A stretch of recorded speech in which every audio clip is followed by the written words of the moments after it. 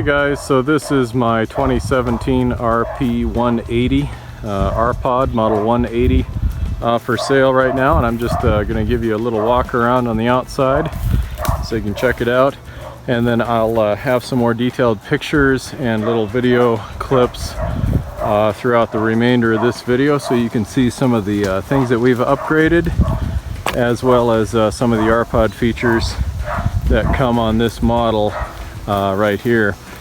And you can see we've added a jacket bike rack, which we'll tell you a little bit more about in a second.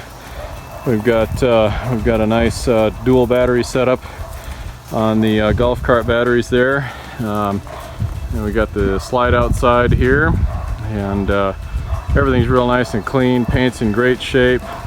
It really looks, feels, smells brand new, really, and you should come check it out for yourself.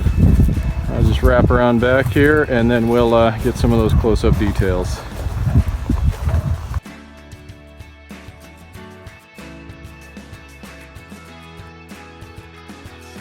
This has been upgraded with two GC2 golf cart batteries. They're 6 volt and they're put together in series.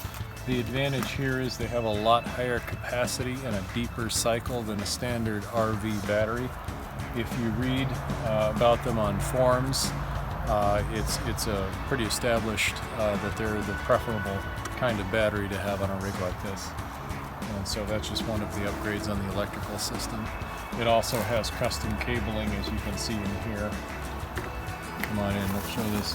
It's got custom cabling that's a much heavier gauge than factory that runs back to the distribution inside the trailer, which I'll show you. This is a jacket bike rack, and this was added about, what, a year and some months ago. Pretty new. It's been used a few times, but not much. It carries 2 bikes. Put one on this side, one on this side. It bolts down under the jack, so it's really sturdy. And it's a great way to load a couple of bikes on here. And right now it's got the hardware for one bike in the back, and the second hardware is in the storage compartment for this. You'll notice on this trailer that it sets a little higher than a standard Rpod. In fact, it sets at the same height as your Hood River Edition Rpods, because in fact it's had the upgraded suspension added here. It's actually just a block that comes with the Hood River Edition, and so that feature has been added to this one as well, so it sits at the same height as those Hood Rivers.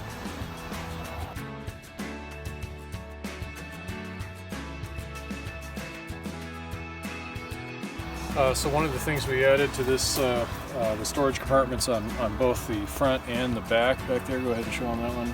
So this one's got 2 storage compartments on it, the RP180 does. So in this front one, I'll show you in here.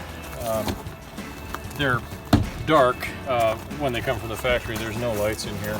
So I added a couple of LED little circular lights in here, and they're real nice for at night. You can fire that up and they shed some light. Upgrades that we've done on the electrical again. We've added a really nice bright LED porch light. This thing throws a lot of light at night. It really lights up the area next to the trailer, which is great for, you know, out in the boondocks when you want to light up the area. It throws it out probably a good 30 to 50 feet, I would say. It really blankets it. And that's got a custom switch that I put in right here on the inside. It's real neat and clean. I converted this single switch to a dual switch, so you now have one for your factory porch light, which is a little rinky-dink amber one here, which you can't really see anything with that. It's just there. And then you've got the upgraded porch light out here, that big bright LED, which you can see in the daylight, and I'll throw in a picture of it at night so you can get an idea of how far that sheds light. And then another upgrade on the outside here in terms of electrical. Right down below this 110 volt outlet, which is factory, I've added a 12 volt cigarette lighter adapter. Really cool if you've got inflatables or maybe a tire pump or anything you need to run out here with that. So just a little more I wanted to say about this upgrade with the switch that I showed you in the light clip a little bit ago. The way I run this, and just kind of shows you when I do stuff, I do it right, and I do it like the factory would do it. Otherwise I really don't do it at all, because I hate cob job stuff. It just drives me nuts. So this switch is obviously a factory equivalent switch. And I came through the back just like the factory does. You can see there's no wires exposed, there's no nothing. There's a dish holder we put in there.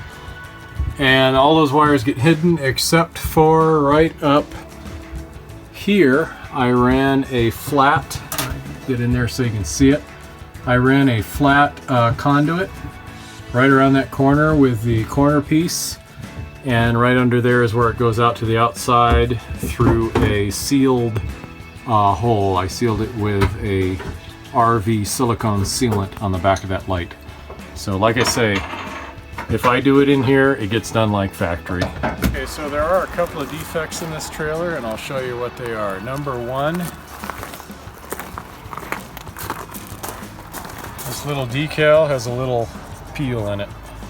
That's the only place that happened, actually, because there was a nasty sticker that was peeling up here under the solar port, which is right here.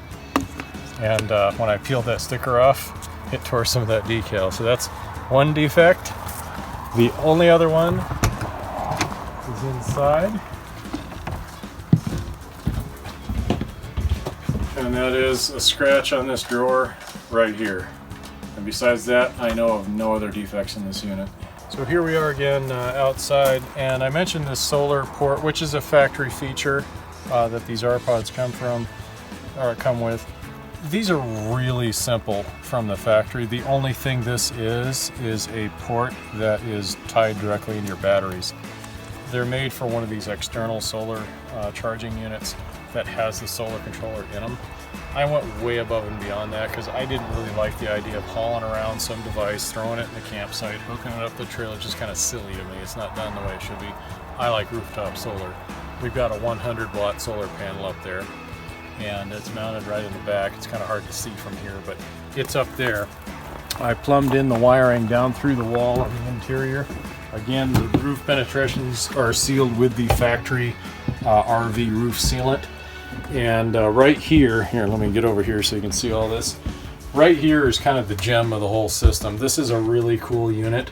This is called the Adventurer. It's a solar charger by Rhenology. It's an excellent unit. And it takes in the solar charge from the roof, and it distributes it to your electrical system, the batteries. And I'll tell you, we've been camping off-grid for days on end, and this thing with those golf cart battery upgraded on the front, I mean, you go and go and go. I mean, we've run the microwave, we've run the TV. So, you know, this thing rocks, and it's right in the wall, just like factory. You can see all these things that I put in. Like I say, when I do stuff, it's either going to be done like the factory would, or it's not going to get done at all. And so, anyway, this is the way to do it. And then down here we've got the Krieger inverter, which I believe is a 1500 watt unit if I remember right. And this is the remote for it. So again, it's in the wall, it's screwed in there. All the wiring is actually routed down through the wall. It's all interior, you don't see a thing. It goes through the same floor chase that the factory wiring goes through, which is right under here. And then that Krieger unit is right behind the factory power center underneath this bench. And I can open that up in a second and get a picture for you. The changeover switch is right here, and that switches between your shore power from the outside if you're plugged in at a campground to the Krieger inverter that's in the trailer. And there's also an access hatch that I added over here. Come around this side, you can see it. This is an access hatch that you can pop off and get to that Krieger inverter if you need to.